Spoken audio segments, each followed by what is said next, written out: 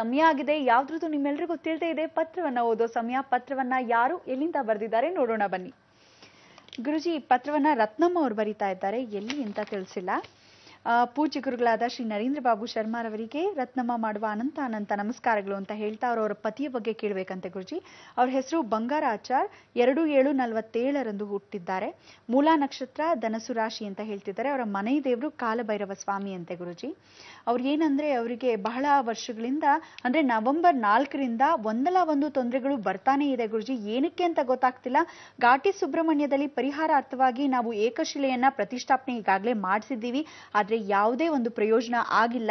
ಮೊನ್ನೆ ಅಷ್ಟೇ ಅವ್ರು ಬಿದ್ದು ಬಲತೊಡೆಯನ್ನ ಕೂಡ ಮುರಿದುಕೊಂಡಿದ್ದಾರೆ. ಇದಕ್ಕೆ ಕಾರಣ ಏನು ಅಂತ ಕೇಳ್ತಿದ್ದಾರೆ. ಪ್ರತಿಷ್ಠಾಪನೆ ನೀವುಗಳು ಮಾಡಿಸಿರೋದಕ್ಕೆ ಯಾತಕ್ಕೆ ಅನ್ನೋದು ಗೊತ್ತಿಲ್ಲ. ಯಾವುದೋ ತಿಳ್ಕೊಳ್ಳಿ, ಒಂದು ಪ್ರತಿಷ್ಠಾಪನೆ ಮಾಡಿಸ್ಬೇಕು ಅಂದರೆ ಯಾರನ್ನಾದರೂ ಕೇಳ್ಬಿಟ್ಟು ಮಾಡಿಸೋದು, ಯಾರಾದರೂ ಒಬ್ರು ಹೇಳಿದ ತಕ್ಷಣಕ್ಕೆ ಇದನ್ನು ಪ್ರತಿಷ್ಠಾಪನೆ ಮಾಡಿಸ್ಬಿಡಿ ಅಂತ ಹೇಳ್ತಾರೆ. ಏಕಶಿಲಾ ಪ್ರತಿಷ್ಠಾಪನೆ ಅಂತೀರ. ಈಗ ಸಾಧಾರಣವಾಗಿ ಒಂದು ಯಾವ ಕಾಲಕ್ಕೂ ಒಂದು ಕಲ್ಲನ್ನು ಎಲ್ಲಾದರೂ ನೆಟ್ಟಬೇಕಾದ್ರೆ ಅದು ಯಾವ ಕಾಲಕ್ಕೂ ಒಣಗಬಾರ್ದು. ಸಂಸಾರ ಒಣಗೋಗುತ್ತೆ. ನಾಗರಕಲ್ಲು ಪ್ರತಿಷ್ಠಾಪನೆ ಮಾಡ್ತೀನಿ ಅಂತ ಇಟ್ಕೊಳ್ಳಿ. ನಾಗರಕಲ್ಲು ಪ್ರತಿಷ್ಠಾಪನೆ ಮಾಡಿದ ತಕ್ಷಣ ನಾಗರಕಲ್ಲು ಮೇಲೆ ನಾಯಿಗಳು ಬಂದು ಅಶೌಚವನ್ನು ಮಾಡುತ್ತೆ, ಕಾಗೆಗಳು ಬಂದು ಅಶೌಚವನ್ನು ಮಾಡುತ್ತೆ, ಅಥವಾ ಮರದಿಂದ ಇರತಕ್ಕಂಥ ಪಕ್ಷಿ ಪ್ರಾಣಿಗಳು ಅದೆಲ್ಲ ಅಶೌಚ ಮಾಡುತ್ತೆ. ಮರದ ಕೆಳಗಿರತಕ್ಕಂಥ ವಿಚಾರದಲ್ಲಿ ಸಾವಿರಾರು ಕಲ್ಲುಗಳಲ್ಲಿ ಒಬ್ಬ ಅರ್ಚಕ ಏನು ಮಾಡ್ತಾನೆ, ದಾಟಕ್ಕಾಗದೆ ಇದರ ಕಾಲ್ ಬುಡಿಯಲ್ಲಿ ಇದನ್ನು ತಗಲ್ಸ್ತಾ ಇರ್ತಾನೆ, ಇಂದ ಮುಂದಕ್ಕೆ ಹೋಗಿ ಪೂಜೆ ಮಾಡ್ತಿರ್ತಾನೆ. ಅಂದರೆ ಆ ದೋಷಗಳೆಲ್ಲ ಯಾರಿಗೆ ಬರುತ್ತೆ? ಆ ಮನೆ ಕುಟುಂಬಕ್ಕೆ. ಅದೇ ರೀತಿಯಾಗಿ ಭಿನ್ನವಾಗಿರ್ತಕ್ಕಂಥ ವಿಗ್ರಹ ಏನಾದರೂ ಭಿನ್ನವಾದರೆ ಅಥವಾ ಏನು ಮಾಡ್ತಾರೆ ಅಂದರೆ, ಸಾಧಾರಣವಾಗಿ ದೇವಿಗಳು ಏನು ಮಾಡ್ತೀರಾ, ಕಲ್ಲು ಮಾಡಿಸ್ಬಿಡಿ, ಒಂದು ಪ್ರತಿಷ್ಠಾಪನೆ ಮಾಡಿಸಿದಾಗ ಕಲ್ಲನ್ನು ನೂತನವಾಗಿ ಮಾಡಿಸೋದೇ ಇಲ್ಲ. ಅರ್ಚಕರಿಗೆ ದುಡ್ಡು ಕೊಟ್ಬಿಟ್ಟು ನೀವೇ ಮಾಡಿಸ್ಬಿಡಿ ಸ್ವಾಮಿ, ನಾವು ದುಡ್ಡು ಕೊಟ್ಬಿಡ್ತೀವಿ, ನಾವು ಬಂದು ಪೂಜೆ ಕೂತ್ಕೊಂಡ್ಬಿಡ್ತೀವಿ, ಎಲ್ಲ ನೀವೇ ಅರೇಂಜ್ ಮಾಡಿಬಿಡಿ ಎಂದಿರ್ತಾರೆ. ಒಂದು ಪ್ಯಾಕೇಜ್ ಅಂತ ಇಟ್ಕೊಂಡಿರ್ತಾರೆ.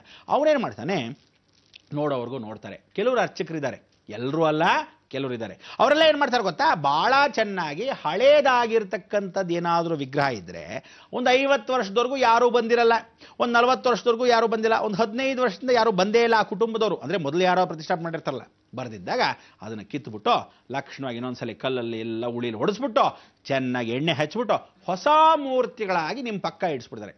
ಅವರ ಮನೇಲಿ ಏನಕ್ಕೆ ಪ್ರತಿಷ್ಠಾಪನೆ ಮಾಡಿದ್ರೋ ಗೊತ್ತಿಲ್ಲ, ಅದೇ ಕಲ್ಲನ್ನು ಕೊಟ್ಬಿಟ್ಟು ನಿಮ್ಮ ಕೈಯಲ್ಲಿ ಪ್ರತಿಷ್ಠಾಪನೆ ಮಾಡ್ತಾರೆ. ಅದು ಒಣಗೋಗಿರೋವಂಥದ್ದು ಪುನರ್ ಪ್ರತಿಷ್ಠಾಪನೆ ಮಾಡಿದ್ರೆ ಅವ್ರ ಮನೆ ದರಿದ್ರ ಎಲ್ಲ ನಿಮ್ಮ ಮನೆ ಸಂಸಾರಕ್ಕೆ, ಅವ್ರ ಮನೆಯಲ್ಲಿ ಇರ್ತಕ್ಕಂಥ ದೋಷಗಳೆಲ್ಲ ನಿಮ್ಮ ಮನೆಗೆ.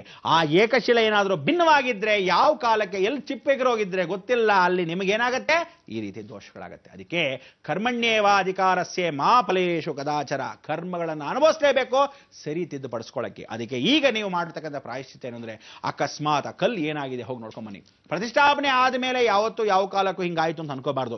ನಿಮಗೆ ತೊಡೆ ಮಾತ್ರ ಮುರಿಯಿತು ಅಂತ ಹೇಳ್ತಿದ್ರ, ಆದರೆ ಏನೋ ತಲೆನೇ ಹೊಟ್ಟೋಗ್ಬೇಕಾಗಿತ್ತು, ತೊಡೆಯಲ್ಲಿ ಮುರಿದು ಹೋಯ್ತು. ಯಾಕಂಗೆ ಅನ್ಕೋಬಾರ್ದು.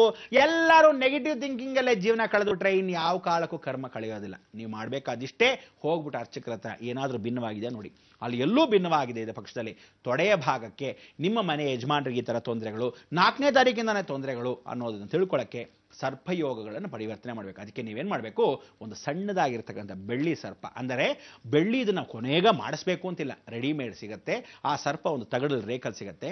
ಅದನ್ನು ಪ್ರಾರ್ಥನೆ ಮಾಡಿಕೊಂಡು ನದಿ ತೀರದಲ್ಲಿ ವಿಸರ್ಜನೆ ಮಾಡೋಕ್ಕೆ ಮೊದಲು ಯಜಮಾನರನ್ನ ನಿವಾಳಿಸ್ಬಿಟ್ಟು ಪ್ರಾರ್ಥನೆ ಮಾಡಿಕೊಂಡು ನಿಮ್ಮ ಮನೆ ಕುಟುಂಬಕ್ಕೆ ನಿವಾಳಿಸಿ, ನಮಗೇನಾದರೂ ದೋಷಗಳಿದ್ರೆ ನೀರಲ್ಲಿ ಹೇಗೆ ಹರಿದೋಗಬೇಕು ಅದೇ ರೀತಿ ಪರಿವರ್ತನೆ ಮಾಡುವಂಥ ಆ ನೀರಲ್ಲಿ ವಿಸರ್ಜನೆ ಮಾಡಬೇಕು. ಸಂಧ್ಯಾ ಕಾಲದಲ್ಲಿ ಜ್ಞಾಪಕ ಇರಲಿ, ಸೂರ್ಯಾಸ್ತವಾದ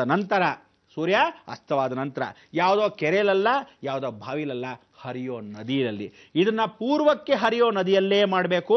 ಪಶ್ಚಿಮಕ್ಕಾಗ್ಲಿ, ದಕ್ಷಿಣಕ್ಕಾಗ್ಲಿ, ಉತ್ತರಕ್ಕಾಗ್ಲಿ ಹರಿಯೋ ನದಿಗೆ ಖಂಡಿತ ಮಾಡಬಾರ್ದು. ಇಷ್ಟೂ ಸ್ಪಷ್ಟೀಕರಣ ಯಾರೂ ಕೊಡಲ್ಲ, ಅಷ್ಟು ಸ್ಪಷ್ಟವಾಗಿ ಹೇಳ್ತಾ ಇದ್ದೀನಿ. ಗಮನ ಇದ್ದು ಆ ನೀರಲ್ಲಿ ಆ ನಾಗಪ್ಪನ್ನ ಸ್ಮರಣೆ ಮಾಡಿಕೊಂಡು ಪ್ರತಿಷ್ಠಾಪನೆ ಮಾಡಿರತಕ್ಕಂಥ ವಿಚಾರವನ್ನು ಸ್ಮರಣೆ ಮಾಡಿ ಕುಟುಂಬಕ್ಕೆ ನಿವಾಳಿಸಿ ನೀರಲ್ಲಿ ಬಿಡಬೇಕು. ಇದನ್ನ ಯಾವ ಕಾಲಕ್ಕೂ ತಿಳ್ಕೊಳ್ಳಿ, ಸೃಷ್ಟಿಯ ದಿನವೇ ಬಿಡಬೇಕು. ಅಂದರೆ ಯಾವತ್ತು ಸೃಷ್ಟಿ ಬರುತ್ತೋ ಪಂಚಾಂಗದಲ್ಲಿ ಆ ಸೃಷ್ಟಿ ದಿವಸ ಇದನ್ನು ನೀರಲ್ಲಿ ವಿಸರ್ಜನೆ ಮಾಡಬೇಕು.